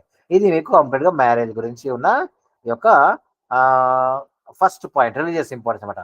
మ్యారేజ్కి రిలీజియస్ లింక్ ఏంటిదంటే అది డివైన్ అండ్ సీక్రెట్ బాండ్ ఒకటి. అది నీకు ధర్మం విషయం పైన నువ్వు దాన్ని పెళ్లి చేసుకోవాల్సి వస్తుంది. మనుస్మృతి వేదాల్లో చెప్పబడింది మోక్షం నీకు అప్పుడు మాత్రమే ప్రాప్తి అవుతుంది. అయితే గుర్తుంచుకోండి, హిందూయిజం యొక్క మెయిన్ టార్గెట్ ఏముంటుందంటే, హిందూయిజం ఏం నమ్ముతుందంటే నువ్వు పునర్జన్మ బతుకుతావు, చనిపోతుంటావు, పుడతావు, మళ్ళీ మరణిస్తుంటావు. అయితే ఈ సైకిల్ అన్నమాట. ఈ సైకిల్ నుంచి తప్పించుకొని నువ్వు దైవత్వంలో కలిసిపోయే ఒక టార్గెట్ని పెట్టుకొని నువ్వు ఉంటావు అని చెప్పి చెప్తామట. అది నీకు హిందూయిజం యొక్క మెయిన్ థీమ్ అనమాట నీకు అది. సో అట్లా నువ్వు మోక్షం పొందాలని చెప్పేసి చేయాలంటే నువ్వు పెళ్లి చేసుకోవాలని చెప్పి చెప్తుందన్నమాట నీకు. తర్వాత నీకు సోషల్ ఇంపార్టెన్స్ రిలీజియస్ అయిపోయిందబ్బా నీకు. నెక్స్ట్ సోషల్గా వచ్చేసరికి ఏంటంటే నీకు ఒక ఫ్యామిలీ స్ట్రక్చర్ ఏర్పడుతుంటది. నెక్స్ట్ నీ పిల్లలు పుడితే అక్రమ సంతానం కాకుండా సక్రమ సంతానం అవుతారు వాళ్ళు. కాబట్టి పెళ్లి చేసుకోవాల్సిందే అని చెప్పి చెప్తున్నమాట నీకు అది. తర్వాత నీకు మోరల్ అండ్ ఎథికల్ వాల్యూస్ అనేది నీకు ఉంటుంది. అంటే నువ్వు పెళ్లి చేసుకోకపోతే ఏమైందంటే మరి అక్రమ సంబంధం పెట్టుకుంటావు, ఎవరెవరితో నువ్వు జంతువులాగా బిహేవ్ చేస్తుంటావు, ఎవరు పడితే వాళ్ళతో నువ్వు సెక్షువల్ రిలేషన్షిప్ లో పెట్టుకుంటావు. కాబట్టి అట్లాంటి మోరల్ అండ్ ఎథికల్ వాల్యూస్ ని నువ్వు నిలబెట్టుకోవాలంటే పెళ్లి చేసుకోవాలని చెప్పి చెప్పడం జరుగుతుంది అన్నమాట. తర్వాత నెక్స్ట్ నీకు ఇది inter caste and inter religion marriages. ఇదేంటిదంటే are now legally recognise promoting social harmony అని అన్నమాట. ఒకప్పుడు నీకు ఇలా ఉండేది కాదు, కానీ ఇప్పుడు నీకు inter caste and inter religious marriage కూడా ఉందని సోషల్ పరంగా చేసుకుంటా బాబు అని చెప్పి చెప్తామాట. కాకపోతే దానికి యాక్ట్లు మారిపోతాయి అంతే, చట్టం మారిపోతాయి. నెక్స్ట్ లీగల్గా చూద్దాము. సోషల్ అయిపోయిన తర్వాత నీకు లీగల్గా ఏమి ఇంపార్టెన్స్ ఉంటుంది అంటే పెళ్లి చేసుకుంటేనే కానీ నీకు కొన్ని లీగల్ ఆబ్లిగేషన్స్ పెడుతుంటామని కదా. పెళ్లి చేసుకోవడం వల్ల కదా marriage will provide you legal obligations అన్నమాట. దాని తర్వాత మ్యారేజ్ అనేది ఉండడం వల్ల కదా ఒక్క భార్య ఒక భర్తతో మాత్రమే ఉండడం కోసం అది నీకు లీగల్గా నీకు రాసి పెట్టుంటారు రూల్స్ ఉన్నాయి. కాబట్టి అట్లా ఇద్దరు భర్తల్ని మెయింటైన్ చేయడం కోసం నీకు అవకాశం ఉండదు అన్నమాట కదా. తర్వాత ఏజ్ కన్సెంట్ అనే కొన్ని రూల్స్ ఉన్నాయి కదండి కదా. ఈ రూల్స్ నువ్వు పాటించాలంటే నువ్వు బతిమాలితే కుదరదు, కానీ లీగల్గా నువ్వు చట్టం రాసుకోవాలన్నమాట. హిందూ మ్యారేజ్ యాక్ట్ అని చెప్పి ఒక చట్టం రాసుకొని అందులో నువ్వు కొన్ని కండిషన్స్ పెట్టి నువ్వు ఏజ్ ఉండాలి, కన్సెంట్ ఉండాలని చెప్పేసి నువ్వు స్ట్రిక్ట్గా రాసి పెట్టి, లేకపోతే తీసుకెళ్ళి జైలు వేస్తా అని చెప్పి నువ్వు భయపెట్టేస్తే అప్పుడు మాత్రమే నీకు అది అందరూ పాటిస్తారన్నమాట. దాన్ని లీగల్ యొక్క ఇంపార్టెన్స్ అని చెప్తారన్నమాట. దాట్స్ ఇట్ అండి. సో నెక్స్ట్ అది డైవర్స్ కోర్స్ కూడా మీకు లీగల్గా మాత్రమే ఉంటుంది. మీకు అది సఫిషియెంట్గా మీకు పాసిబిలిటీస్ అనేది సమకూరుస్తాయి అన్నమాట మీకు. తర్వాత నెక్స్ట్ వచ్చేసరికి ఎకనామిక్ ఇంపార్టెన్స్ అన్నమాట. ఎకనామిక్ ఇంపార్టెన్స్ వచ్చేసరికి మీకు ఏంటంటే డబ్బుల పరంగా చూసుకుంటే మీరు కరెక్ట్గా పెళ్లి చేసుకుంటే ఏంటంటే లీగల్గా పుట్టిన వాళ్ళు ఏం చేస్తారంటే మీకు ఇన్హెరిటెన్స్ అండ్ సక్సెషన్, రేపు నీ ఆస్తిని ఎవరు తీసుకోవాలి, నీ వారసులు ఎవరు అని చెప్పేసి రాయడం కోసం నువ్వు పెళ్లి చేసుకొని ఒక సరైన క్రమ పద్ధతులను జీవిస్తే అప్పుడు ఇక్కడ నీకు వీళ్ళు ఒక ఆహ్, ఒక వెసులుబాటు లేదా నీకొక సదుపాయం కలుగుతుంటదన్నమాట పెళ్లి చేసుకుంటే మాత్రమే. ఏది ఇన్‌హెరిటెన్స్ అండ్ సక్సెషన్ కోసమట. లేకపోతే నీకేమైనా అయితే నీ ఆస్తి ఎవరికివ్వాలో ఎవరికీ తెలీదు. నీకు ఆస్తి కావాలంటే మీ నాన్న నుంచి అతను మీ నాన్నో కాదో మీకు తెలీదు. సో, అట్లాంటి పరిస్థితులు ఏర్పడొద్దంటే మాత్రం చక్కగా పెళ్లి చేసుకొని ఒక కుటుంబం పరంగా రికగ్నైజ్‌గా, లీగల్‌గా ఉండాలని చెప్పి కోరుకుంటున్నామట.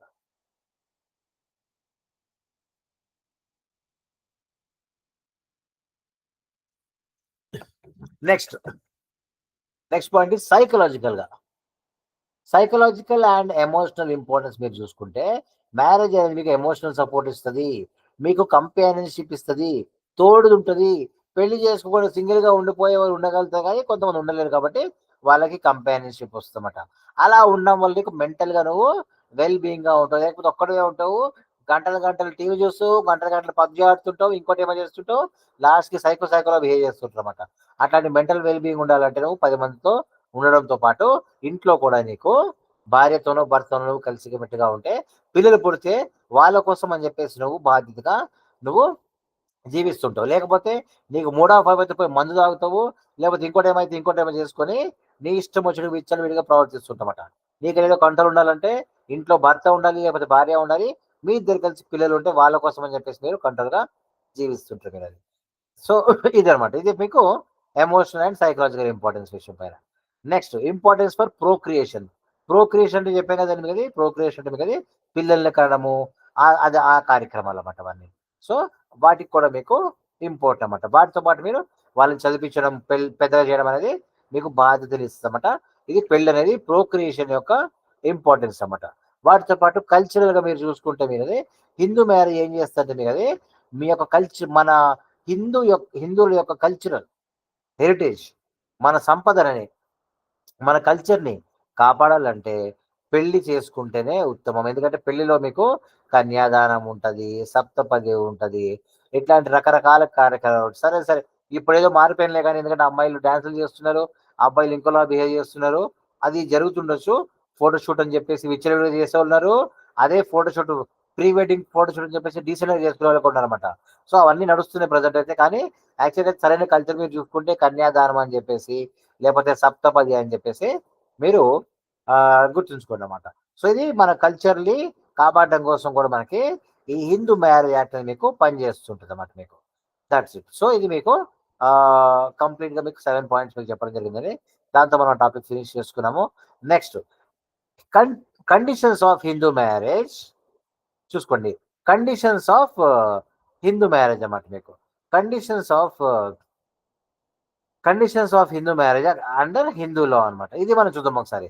అయితే హిందూ మ్యారేజ్ యాక్ట్ కింద మీకు ఏమున్నాయి కండిషన్స్ అని చెప్పి చూస్తే, పైన చెప్పిన ఎసెన్షియల్ ఎలిమెంట్స్ అండి. హిందూ మ్యారేజ్ యాక్ట్ డెఫినిషన్ అంతా మీకు తెలుసు. ఏం కండిషన్స్ అంటే మోనోగమి. భార్యకి ఒక భర్తే, భర్తకు ఒకటే భార్య ఉండేటట్టుగా మీకు చూసుకోవడం జరిగిందన్నమాట. అదే మోనోగమి అని చెప్తారన్నమాట. దాని తర్వాత మెంటల్ ఫిట్‌నెస్ ఉండాలి. అది కూడా మీకు చెప్పానండి. మెంటల్ డిసార్డర్ ఏమి ఉండకూడదు. వాళ్ళు మెంటల్‌గా బాగా హెల్తీగా ఉండాలన్నమాట. ఏం ఆలోచిస్తున్నారో, ఏమి యొక్క డెసిషన్ తీసుకుంటారో వాళ్ళకి తెలిసుండాలి. అప్పుడు మాత్రమే వాళ్ళు పెళ్లి చేసుకోవడం కోసం అర్హులవుతారన్నమాట. మినిమమ్ ఏజ్ ఉండాలి 21 అండ్ 18 మీకు తెలుసని చెప్పాను మీకు పైననే. తర్వాత ప్రొహిబిట్ డిగ్రీస్ కూడా మీకు చెప్పాను. Brother, sisters, aunt, nephew, uncle ఇలాంటివి పెళ్లి చేసుకోవద్దండి. ఏం ఎవరు ఆపుతారు అంటే కస్టమ్స్ అని మిమ్మల్ని ఓ పర్మిట్ చేసినప్పుడు తప్ప మిగతా మాత్రం మీకది చేసుకోకూడదు సాధారణంగా అయితే మాత్రం. Thoughts it. తర్వాత సపింద అంటే మీకు చూపించాను కదండీ. సపింద అంటే ఫాదర్ నుంచి 5 జనరేషన్స్, మదర్ నుంచి 3 జనరేషన్స్ అనేది మీరు తీసుకుంటే అట్లాంటి వాళ్ళు మీరు పెళ్లి చేసుకోకూడదన్నమాట. అలా ఒకవేళ మీకేమైనా తెలిస్తే మాత్రం మీరు అట్లా పెళ్లి చేసుకోవాలి ఆగిపోవాలన్నమాట. థాట్స్ ఇట్ అండి. ఇవి మనకి రూల్స్ అన్నమాట. మన కండిషన్స్ అన్నమాట. హిందూస్‌లో మ్యారేజ్ చేసుకోవాలంటే ఈ విధంగా రకరకాల కండిషన్స్ అన్నమాట. That's it. Next ceremonies. Next మీకొచ్చేసరికి మీకు సెరమనీస్ అన్నమాట. కండిషన్స్ ఆఫ్ హిందూ మ్యారేజ్ అయిపోయిన తర్వాత సెరమనీస్ ఆఫ్ హిందూ మ్యారేజ్. ఏమున్నాయి అబ్బా ఇక్కడ సెరమనీస్ ఏమున్నాయి? హిందూ మ్యారేజ్ అని చెప్తే సేమ్ మీకు తెలుసు కదండీ సేక్రెడ్ అవన్నీ మీరు రాసుకున్న తర్వాత సెరమనీస్‌లో మీకు ఫస్ట్ సప్తపది అనేది ఉంటది. అదొక సెరమనీ. 7 అడుగులు వేస్తావు కదా నువ్వది. ఆ 7 అడుగులు వేసేదాన్ని నీకది నీకు సప్తపది అని చెప్తారన్నమాట. అప్పుడు నువ్వు ఎట్లా చేస్తున్నావండి? 7 steps around the fire. While reading వేద మంత్రాలు చదువుకుంటూ 7 అడుగులు వేసుకుంటూ అగ్ని చుట్టూ తిరగాలి అని చెప్పి నీకు సెరమనీస్ చెప్పింది హిందూ మ్యారేజ్‌లో. అది నీకు ఎక్కడ చెప్పబడింది అంటే section 7 of Hindu marriage act. మీకు ఇందాక చెప్పాను కదా! హిందూ మ్యారేజ్ యాక్ట్‌లో మీకు దాని యొక్క చరిత్ర చెప్పేటప్పుడు ఏన్షియన్ హిస్టరీ చెప్పినప్పుడు ఒక మాట చెప్పాను మీకు అది. మనం హిందూ మ్యారేజ్ యాక్ట్‌లో కొన్ని సెక్షన్స్‌లో కొన్ని కండిషన్స్ ఉంటాయండి. అది మీరు నేటికి పాటించాలి. పాటించకపోతే మీ పెళ్లి అనేది వ్యాలిడ్ కాదు. అది ఎక్కడి నుంచి వచ్చాయంటే పాత కాలం నుంచి కూడా మీకు తీసుకోవడం జరిగింది. ఏన్షియన్ టైమ్స్ అని మీకు చెప్పా. అదే ఇదనమాట సెక్షన్ 7.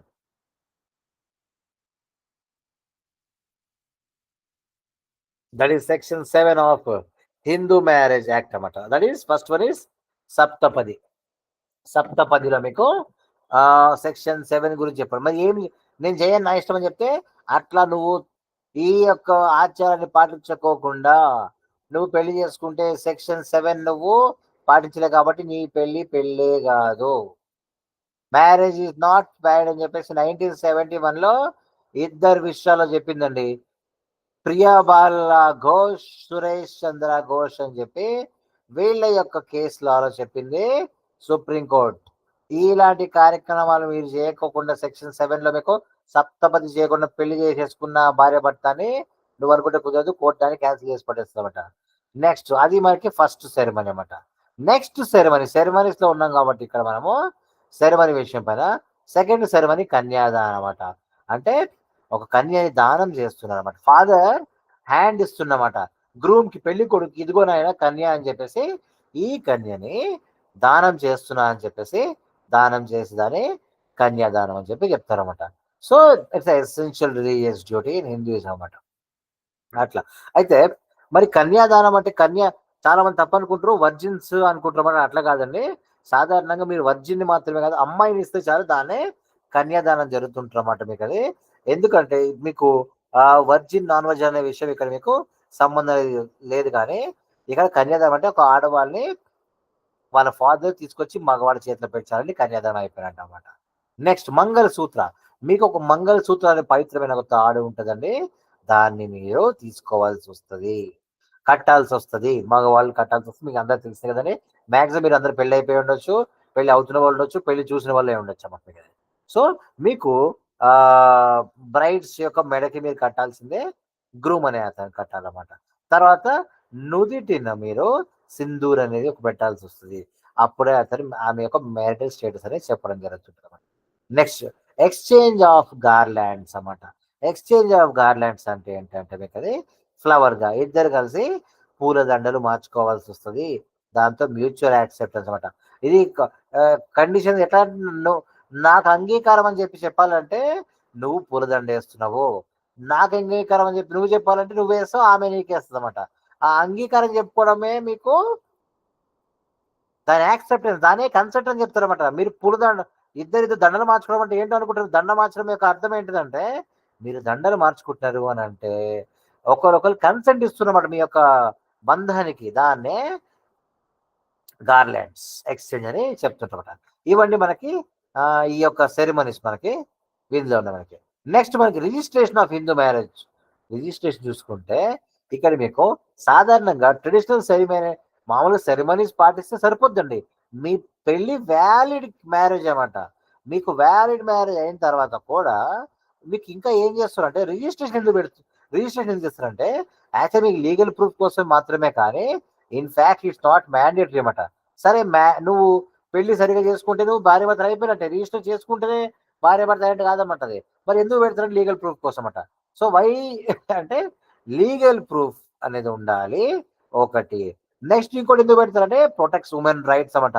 ఆడవాళ్ళ రైట్స్ ఉంటాయి. మెయింటెనెన్స్ గాని, ప్రాపర్టీ రైట్స్ గాని, మిగతా ఏమైతే రైట్స్ ఉంటాయో మీ అన్ని రైట్స్ నువ్వు లీగల్‌గా పొందుకోవాలంటే ఫస్ట్ నువ్వు రిజిస్టర్ చేసుకోవాల్సిందన్నమాట. Next needed for official documents అన్నమాట. ఇప్పుడు పాస్‌పోర్ట్‌కెళ్ళాలి. పాస్‌పోర్ట్ కోసం గాని, బ్యాంక్ అకౌంట్ గాని వెళ్ళినప్పుడు నా భార్య, నా భర్త నువ్వు చెప్పగలగాలి అనంటే మాత్రం రిజిస్ట్రేషనే నీకు ప్రూఫ్ అన్నమాట. అందుకోసం నీకు రిజిస్టర్ చేసుకుంటాం. ప్రాసెస్ ఏముంటది అంటే చూసుకోండి. హిందూ కస్టమ్స్ కింద వెళ్తే మీరు హిందూ మ్యారేజ్ యాక్ట్ కింద మీరు మ్యారేజ్ చేయాలి. ఎట్లా మీరు ప్రాసెస్ ఏం చేసుకుంటారంటే సేమ్ ఇదే ప్రాసెస్ అన్నమాట. ఇద్దరు ఫస్ట్ అప్లై చేసుకుంటారు.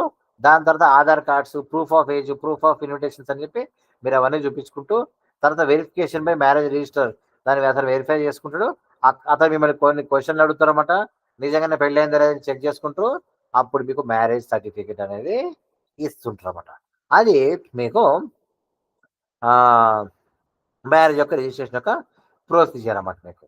That's it. సో ఇక్కడ ఈ కేసులో చూసుకోండి, సీమా వర్సెస్ అశ్వని కుమార్లో ఇక్కడ మీకు ఏంటంటే సుప్రీంకోర్టు ఏం చెప్పిందంటే కదా, ఫ్రాడ్ అండ్ ఉమెన్ రైట్స్ ని కాపాడడం కోసం ఖచ్చితంగా మ్యారేజ్ అనేవి రిజిస్ట్రేషన్ అయ్యాలి అని చెప్పి చెప్పింది అన్నమాట సుప్రీంకోర్టు. That's it. ఇక నెక్స్ట్ టాపిక్ వచ్చేసరికి మనకి మోనోగమి అండి. మోనో అంటే సింగిల్ అన్నమాట, one person at a time, దాన్ని మోనోగమి అని చెప్తారన్నమాట. It's a very crucial thing in Hindu marriage act. ఎక్కడుంది మీకు అంటే section 5I of Hindu marriage act ఏం చెప్పిందంటే both parties must not be married to anyone else at the time of మీరు పెళ్లి చేసుకున్న టైంలో మీరు సింగిల్ గా ఉండాలి అని చెప్పి సెక్షన్ 5I అనేది మీకు చెప్తుందన్నమాట. అప్పుడు మీరు ఒకవేళ అలా కాకుండా మీరు ముందే పెళ్లి చేసుకుంటే మాత్రం అది మీకు వాయిడ్ అయిపోతుంది. సెక్షన్ 11 ప్రకారంగా మీకు పెళ్లి అనేది చెల్లుబాటు కాదు అని చెప్పి చెప్తామట. So that is about the monogamy. So monogamy తర్వాత ఆబ్వియస్గా మీకు ఏముంటుంది అంటే మోనోగమి యొక్క అర్థాలు దీంతో మీకు సరిపోద్దండి. తర్వాత హిస్టారికల్ కాంటెక్స్ట్ ఆఫ్ మోనోగమి చూసుకుందాం. మనకి చరిత్ర చూసుకుంటే కింగ్లు, రాజులు ఏం చేసేవాళ్ళంటే పోలీగమి వాళ్ళు ప్రాక్టీస్ చేసేవాళ్ళు. ఎందుకు అంటే వాళ్ళ పొలిటికల్ పవర్ కోసం కానీ, మిలిటరీ పవర్ కోసం కానీ, ఇంకోటి ఏదో బిజినెస్ రిక్వైర్మెంట్ కోసం కానీ, దానికోసం అని చెప్పేసి వాళ్ళు రాజులు పాలీగమి అంటే మల్టిపుల్ మ్యారేజెస్ ని వాళ్ళు మల్టిపుల్ బహుభార్యత్వం వాళ్ళు పాటించేవాళ్ళమాట. రాజుల్లాగా నువ్వు పాటిస్తా అంటే ఎప్పుడు నీకు కుదరదండి, నువ్వు మోనోగమి చేయాలి. అయితే హిస్టారికల్ కాంటెక్స్ట్ ఆఫ్ మోనోగమి ఏంటంటే ఫస్ట్ మనం పాలీగమి నుంచి ఆ తర్వాత ఏమైందంటే హిందూ మ్యారేజ్ యాక్ట్ ఏం చెప్పిందంటే ఈ రోజు నుంచి ఎవరు కూడా పాలీగమి చేయడం లేదని చెప్పి చెప్పిందన్నమాట. ఎందుకంటే అందరికి ఈక్వాలిటీ కావాలి, ఈ రైట్స్ ఉండాలని చెప్పేసి చేసింది. నెక్స్ట్ మోనోగమి ఉంటే మీకు లీగల్ గా, సోషల్ గా ఎందుకు ఇంపార్టెన్స్ ఉంటాయని చెప్తే మీకు ఈక్వాలిటీ ఉంటుంది. మోనోగమి అంటే both partners are treated equally, ఎవరికి డామినేషన్ ఉండదు, ఎవరెవరిని ఎక్స్ప్లాయిట్ చేయరు అని చెప్పి నమ్ముతుంది. ఫ్యామిలీ స్టేబిలిటీ ఉంటుంది. తర్వాత ఫ్యామిలీ స్టేబుల్తో పాటు మీకు ఉమెన్ రైట్స్ని కాపాడడం అనేది ఈజీగా ఉంటుంది అని చెప్పేసి మీకు మోనోగమిని మాత్రం మనం పాటించడం జరుగుతుంటుంది అన్నమాట. దాట్స్ ఇట్ అండి. సో ఇది మీకు పైన చెప్పిన కేసులో ఉంది, ఆ కేసులో రాసుకుంటే మీకు సరిపోద్ది అన్నమాట. ఇది మోనోగమి కోసం. నెక్స్ట్ మీరు అబ్జర్వ్ చేసుకుంటే పాలీగమి. పాలీ అంటే ఏంటంటే మెనీ అనమాట. మోర్ దాన్ వన్ స్పౌస్ అన్నమాట.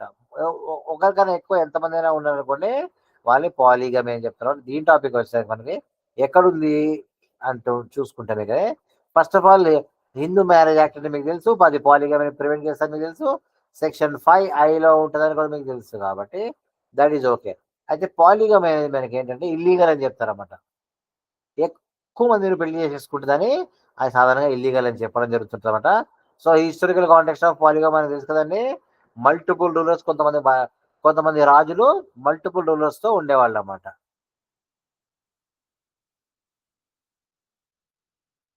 నెక్స్ట్ పాలీగమిలో మీకు కొన్ని డిఫరెంట్ టైప్స్ ఉంటాయండి. అదేంటంటే ఫార్మ్స్ ఆఫ్ పాలీగమిలో మీకు పాలీజినీ. పాలీజినీ ఏంటంటే మల్టిపుల్ వైఫ్స్ అన్నమాట. మల్టిపుల్ వైఫ్స్ ఉంటే పాలీజినీ అంటారు. పాలీయాండ్రీ అంటే ఏంటంటే మల్టిపుల్ హస్బెండ్స్ ఉంటారన్నమాట. మల్టిపుల్ హస్బెండ్స్ ఉంటే పాలీయాండ్రీ అంటారు. పాలీజినీ అంటే మల్టిపుల్ వైఫ్స్ అన్నమాట. సో దాని తర్వాత లీగల్ కాన్సిక్వెన్సెస్ ఆఫ్ పాలిగమి. అయినా నువ్వు చెప్పిన వినకుండా పాలిగమి చేసుకున్నాం అనుకున్నాం అది అప్పుడు ఏమవుతుంది అని చెప్తే కదా అది క్రైమ్ అవుతామంటే కదా. సో అది క్రైమ్ అవడంతో పాటు నీకు అది నీ యొక్క భార్య, నీ యొక్క భర్త, నువ్వు వేరే నీ భర్త ఉండగా వేరే వాళ్ళు పెళ్లి చేసుకున్నా, ఎక్కువ మంది భర్తను నువ్వు మెయింటైన్ చేస్తుంటే నీ భర్తకి ఒక రైట్ వస్తుంది, నిన్ను డైవర్స్ తీసేసుకొని నీ దగ్గర నుంచి డైవర్స్ తీసుకొని వెళ్ళిపోయాక ఆ హక్కు అతనికి ఏర్పడుతుంటుంది అనమాట. దట్స్ కాల్డ్ పాలిగమ్ అనమాట. Next polygamy and personal laws. Personal law వచ్చేసరికి ఏంటంటే మనకి హిందూస్లో ఉన్న పర్సనల్ లా ఏంటంటే Hindu marriage act 1955. Hindu man could marry multiple women. ఎక్కువ మంది ఉమెన్ ని అప్పట్లో మ్యారేజ్ చేసుకునే వాళ్ళమాట. ఆ తర్వాత హిందూ మ్యారేజ్ యాక్ట్ 1955 ఆపేయడం జరిగింది అనమాట. కాకపోతే ముస్లిమ్స్ ఇంకా వాళ్ళు చేసుకోవచ్చు అప్ టు 4 మాత్రమే. That's next modern implications. అంటే నువ్వు పాలిగమి చేసుకుంటావని కానీ నీ ఫ్యామిలీ స్ట్రక్చర్ అనేది సరిగా ఉండదు, అది దెబ్బతీసి ఉమెన్స్ కూడా ఇబ్బంది పడతారని చెప్పి మీకు చెప్పడం జరిగింది అనమాట. పాలిగమీలో ఒకళ్ళనే మ్యారేజ్ చేసుకోండి, పద్ధతిగా ఉండమని చెప్పి ఎంకరేజ్ చేస్తున్నాం మీకు ఈ చట్టం అనేది. Recent trends. నెక్స్ట్ టాపిక్ వస్తారు మీకు recent trends in the institution of marriage. అంటే పెళ్ళి పెళ్ళి అనే ఈ కట్టుబాటులో, పెళ్ళి అనే ఈ బంధకంలో, ఓకేనా, మనం నమ్మిన పెళ్లి అనే యొక్క మొత్తం సంపూర్ణమైన కార్యక్రమంలో ఏం మారినాయి రీసెంట్ గా ఒకసారి మనం గమనిద్దాం. ఫస్ట్ ఏం మారినాయి రీసెంట్ గా కొన్ని ట్రెండ్స్ వచ్చాయండి. కొన్ని ట్రెండ్స్ వచ్చాయి రీసెంట్ గా, దాన్ని చూద్దాం ఒకసారి. అసలు దాన్ని చూసాక ఏం వచ్చాయో చూసాకన్నా అసలు ఎందుకు చూద్దాం ఒకసారి. Globalisation, education, economic independence, advance in technology అని రావడం వల్ల అమ్మాయిలు అబ్బాయిలు అనేవాళ్ళు చాలా వరకు మారిపోయారు. మారిపోయి ఏం చేస్తున్నారు అంటే ట్రెండ్ అనేది సృష్టించారు వీళ్ళు కొత్త ట్రెండ్ పట్టుకొచ్చి ఏమేం చేశారో మనం ఈ టాపిక్ చూద్దాం. ఫస్ట్ ఆఫ్ ఆల్ ఏంటిదంటే పెళ్లి విషయంలో delayed marriages and changing age of marriage. చూసారా, పెళ్లి యొక్క వయసుని మార్చి పడేశారండి ఈ యొక్క ఆ కొత్త ట్రెండ్ లో వచ్చేసరికి మాత్రం. న్యూ ట్రెండ్ లో పెళ్లి యొక్క వయసుని మార్చడం జరిగింది. మార్చడం తక్కువ కదండి, లేట్ గా చేసుకుంటున్నారన్నమాట వీళ్ళు. సో లేట్గా డిలేడ్ మ్యారేజ్ అనేవి చాలా డిలే అయిపోయి. ఎందుకంటే అందరికీ ఫైనాన్షియల్ స్టేబిలిటీ కావాలి, అందరు కెరియర్ లో ఏమేమి అనుకుంటారు అన్ని చేయాలనుకుంటున్నారు, దానివల్ల పెళ్లి అనేది డిలే అయిపోతుంది. Next inter religious, international marriages అనేది ఎక్కువైనాయి అన్నమాట. ఒకప్పుడు ఎవరి కులం వాళ్ళు పెళ్లి చేసుకునే వాళ్ళు, కాకపోతే ఈ మధ్య ఏమైతుందంటే కులం కులం అనేది చూసుకోవడం తగ్గించారు. ఎస్పెషల్గా మీకు సిటీలో ఉన్న వాళ్ళు అబ్జర్వ్ చేసుకుంటే ఇంటర్ క్యాస్ట్ మ్యారేజ్ ఎక్కువ చేసుకుంటామట. అండ్ ఇంటర్ రిలీజియస్ మ్యారేజ్ కూడా మీరు అబ్జర్వ్ చేసుకుంటే చాలా వరకు ఇంటర్ రిలీజియస్ మ్యారేజ్ చేసుకుంటారు. తర్వాత ఇంటర్నేషనల్ మ్యారేజెస్ అన్నమాట. ఒకటి పోయి మొన్న ఒకసారి నేను చెక్ చేశాను, ఒక అమ్మాయి ఎవరో ఇన్స్టాగ్రామ్ లో ఒకరిని చూసి మా ఇండియాకి వచ్చి పెళ్లి చేసుకుందంట. దాట్స్ ఇట్ అండి. So international marriages, inter religious marriages and inter caste marriages అన్నమాట మీకు కొత్త ట్రెండ్ అన్నమాట. Next changing gender roles in marriage. Changing gender roles అంటే ఏంటంటే ఇక్కడ మీకు ఈ మధ్య ఏమైందంటే జెండర్ అందరికి ఈక్వల్ అయిపోయింది అనమాట. బోత్ పార్ట్నర్స్ అనేవాళ్ళు ఇద్దరు కాంట్రిబ్యూట్ చేస్తున్నారు ఫైనాన్షియల్ గా అన్నమాట. సో వాళ్ళు మ్యారేజెస్ లో ఇద్దరు, ఒకవేళ నీ దగ్గర డబ్బులు లేవంటే మీ భార్య వెళ్ళి డిమార్ట్కి వెళ్ళి వస్తువులు తీసుకొస్తుంది అనమాట. ఒకప్పుడు భార్య కంపెనీ డిపెండ్ అయి ఉండేది, ఇప్పుడు అట్లా ఏం లేదండి. చక్కగా అందరు ఉమెన్ కూడా డబ్బులు సంపాదిస్తున్నారు, ఉమెన్ ఎంపవర్మెంట్ వచ్చింది అనమాట మనకి. Next growing acceptance in live in relationships. ఇది కొత్త వచ్చింది అనేది. ఒకప్పుడు లివ్ ఇన్ రిలేషన్స్ అయ్యో ఎంత పాపం చేస్తారా బాబు అని చెప్పి ఒకప్పుడు అట్లా చెప్పారు. ఇప్పుడు ఏంటంటే లివ్ ఇన్ రిలేషన్షిప్ అంటే చాలా పాష్ గా స్టైల్ గా చూస్తున్నారు అనమాట లివ్ ఇన్ రిలేషన్షిప్స్ అంటే. కాకపోతే నా పర్సనల్ సజెషన్ ఏంటంటే మోడర్న్ ట్రెండ్ వచ్చి లివ్ ఇన్ రిలేషన్షిప్స్ అని చెప్పి ఇట్లాంటి పిచ్చి పిచ్చి పనులు చేసేదంటే మీ దగ్గర వయసు ఉండొచ్చు, వయసు తగ్గట్టుగా మీకు మజా వస్తుండొచ్చు, కానీ ఒక టైం వస్తే వెనకాల తిరిగి చూసుకుంటే మాత్రం ఖచ్చితంగా మీరు ఇబ్బందులు పాలవుతారండి. ఖచ్చితంగా ఆడవాళ్ళకి అనుకోండి వెనకలకి వెళ్ళి దారి ఉంటుంది, గుర్తుంచుకోండి. ఆడవాళ్ళు వెనకలకి వెళ్ళిపోవచ్చు, మళ్ళీ లైఫ్ సెట్ చేసుకోవచ్చు. మగవాళ్ళు ఇలాంటివన్నీ నమ్ముకొని లివ్ ఇన్ రిలేషన్షిప్ లాంటివి నమ్ముకున్నారు అనుకోండి, ఏదైనా తేడా వస్తే మీరు చాలా ఇబ్బందులు పాల్పడతారు. లివ్ ఇన్ రిలేషన్షిప్స్ అన్నమాట. ఇంకోటి చాలా మంది తెలియక ఏం చేస్తున్నారంటే ఈ మధ్య అమ్మాయిలందరూ పెళ్లిళ్ళు చేసుకొని ఫేక్ కేసులు పెడుతున్నారు, ఇబ్బంది పెడుతున్నారు అని చెప్పేసి నేను పెళ్లి చేసుకొని కేవలం నా యొక్క శారీరక సుఖాల కోసం నేను లివ్ ఇన్ రిలేషన్షిప్ లో ఉంటా అని చెప్పి అనుకుంటాడు. కానీ ఒక విషయం ఏంటంటే నువ్వు లివ్ ఇన్ రిలేషన్షిప్ లో ఉన్నా కానీ పెళ్లి అయినప్పుడు ఏ రకమైన కేసులు పెట్టవచ్చో ఆ అమ్మాయి, అట్లాంటి అన్ని కేసులు లివ్ ఇన్ రిలేషన్షిప్ లో కూడా బరోబర్ పెట్టవచ్చు అనమాట. నువ్వు ఏదో కేసులు తప్పించుకుంటావు అని చెప్పేసి, లేకపోతే తప్పుడు కేసుల నుంచి ఇబ్బంది పడకు ఉంటావని చెప్పేసి నువ్వు అనుకోవచ్చు, కానీ నిజానికి అదేమీ నడవదండి. అక్కడ కూడా లివ్ ఇన్ రిలేషన్షిప్ లో కూడా మీకు కోర్టు యాక్సెప్ట్ చేసింది. అట్లాంటి వాటిలో కూడా మీకు డొమెస్టిక్ వైలెన్స్ అని ఇంకోటి అని చెప్పేసి అన్ని రకాల కేసులు సక్సెస్ఫుల్ గా పెట్టుకోవడం కోసం మీకు అవకాశం ఉంది. కాకపోతే మీరు గుర్తుంచుకోండి, కొన్ని మాత్రం మీకు రెస్ట్రిక్ట్స్ ఉంటుంది, కానీ అందుకని మీకు చెప్తున్నాను, దయచేసి ఎప్పుడు కూడా మీ ఒంట్లో బలం ఉండొచ్చు, మీలో క్రియేటివ్ థాట్స్ ఉండొచ్చు, డబ్బులు ఉండొచ్చు, వీలైనంత వరకు పద్ధతిగా ఉండడానికే ప్రయత్నం చేయండి. నేను సాధారణంగా ఏ మతానికి చెందిన వాడిని కాదు. నాకు మీన్ ప్యూర్లీ ఇండియన్ అనమాట. నాస్తికత్వంలో ఉన్న నేను ఆయన చెప్తాను చూసుకోండి. హిందూయిజం అనేది ఒక అద్భుతం, క్రిస్టియానిటీ కూడా అద్భుతం, ముస్లిమ్స్ కూడా ఒక అద్భుతమైన పద్ధతులు సంప్రదాయాలతో కూడుకున్నది ఉంటుందని, అది చక్కగా మీ యొక్క రిలీజియన్ ఏదైతే ఉంటుందో దాన్ని పాటించుకుంటూ దాంట్లో బౌండరీస్ దాటుకోకుండా లిమిట్లోనే ఉండండి. చరిత్రలో ఎంతోమంది గొప్ప లేరు, అవన్నీ పాటించుకుంటూ మీరు అవ్వండి. సో నెక్స్ట్ పాయింట్ వస్తారు మీకు, అది రైజింగ్ డైవర్స్ రేట్స్ అనమాట. నెక్స్ట్ కొత్తగా ఏమొస్తా మాట్లాడిన చెప్తే, డైవర్స్ రేట్స్ అనేవి చాలా ఎక్కువగా అయిపోయినాయి, ఈగో ప్రాబ్లమ్స్ ఎక్కువైపోయినాయి, కంపాటబిలిటీ తొక్క తోటకూర అని చెప్పేసి కంపాటబిలిటీ చెప్తారన్నమాట. నా సలహా ఏంటంటే, డైవర్స్ రేట్ మీకు ఎక్కువ అవ్వద్దు అనుకుంటే మీరు చేయాల్సింది ఏంటంటే, మీకు భార్య భర్తకు మీకు ఏదైనా గొడవ వచ్చినప్పుడు దయచేసి ఎవరు చెప్పకండి. కేవలం మిమ్మల్ని మంచి చేద్దామని చెప్పేసి మీకు సర్ది చెబుతామని వంక పెట్టుకొని మీరు విడిపోతే చూసి ఆనందించే వాళ్ళు ఎంతో మంది ఉంటారు. ఎవరిని నమ్మకండి. మీకు గొడవలు వస్తే మీరు మాత్రమే దయచేసి కూర్చొని మాట్లాడుకోండి. పెద్దవాళ్ళ మధ్యలో కూర్చునే పరిస్థితి వస్తే మాత్రం దయచేసి గుర్తుంచుకోండి, అక్కడ కూర్చున్న ఎవ్వరు కూడా మనస్ఫూర్తిగా మీరు కలిసిపోవాలని చెప్పేసి దాన్ని చూసి సంతోషం ఎవరు కోరుకోండి. మీరు సంకరాగిపోతుంటే, మీరు ఇబ్బంది పడుతుంటే, విడిపోతుంటే, రోడ్డు పడుతుంటే జుట్టు బిక్కం కొట్టుకుంటే మాత్రం పైన నటిస్తారు మాత్రమే. నిజానికి ఎవ్వరు కూడా, ఏ కుటుంబం కూడా సంతోషంగా ఉండాలని చెప్పేసి మనస్ఫూర్తిగా ఎక్కడో చోట తప్ప మెజారిటీ మాత్రం మీకు అలా కోరుకోరు. ఎక్కడో చోట దొరుకుతుంది అదృష్టం అనుకునే వాళ్ళని, కానీ మెజారిటీ పీపుల్ బయటకు వెళ్ళేసి ఊరికే నా భర్త అది నా భార్య ఏదని చెప్పేసి చెప్పుకొని మీరు అనుకోవచ్చు you got some shoulder to cry అని చెప్పేసి, నో, వన్ ఫైన్ డే మిమ్మల్ని వాళ్ళు అదే ఎక్కిరిస్తుంటారన్నమాట. సో అట్లాంటి జోలికి వెళ్ళకండి. ఈ మధ్య ఎక్కించే వాళ్ళు ఎక్కువైపోయారు, ఓర్వలేనితనం ఎక్కువైపోయింది. మీ యొక్క కుటుంబాన్ని విచ్ఛిన్నం చేసి దాన్ని కుక్కలు చించిన ఇస్తరాకల్లాగా చేసి పడేస్తారు in the name of compromise. మీకేదో సర్ది చెప్తున్నాం, మంచి చెప్తున్నాం అని చెప్పేసి వంక పెట్టుకొని వాళ్ళకి చేతగాక మిమ్మల్ని చూడలేక అలాంటివి చేస్తారండి. అది అంత అయిపోయినాక మీకు తెలుస్తుందండి. ఎందుకంటే ఎన్నో కొన్ని వందల కేసు చూసాను నేను. ప్రతి దాన్ని నాకు అర్థమైంది ఏంటంటే, అది స్టార్టింగ్ లో ఉన్నప్పుడే దాన్ని తుంచేసి అయిపోయేదాన్ని ఎక్కడెక్కడికో తీసుకెళ్ళిపోతారన్నమాట. మీ భార్య భర్తల మధ్యలో కూడా ఎవడెవడో ఈగోలు పట్టుకొచ్చి పెడతారన్నమాట. దయచేసి మీరు అలర్ట్ అయిపోండి. రేపొద్దు మీరు లాయర్ అయినప్పుడు ఇదే మాట చెప్పండి, సొసైటీ చాలా కరప్ట్ అయిపోయింది అని. Next, use of technology in marriages అనమాట.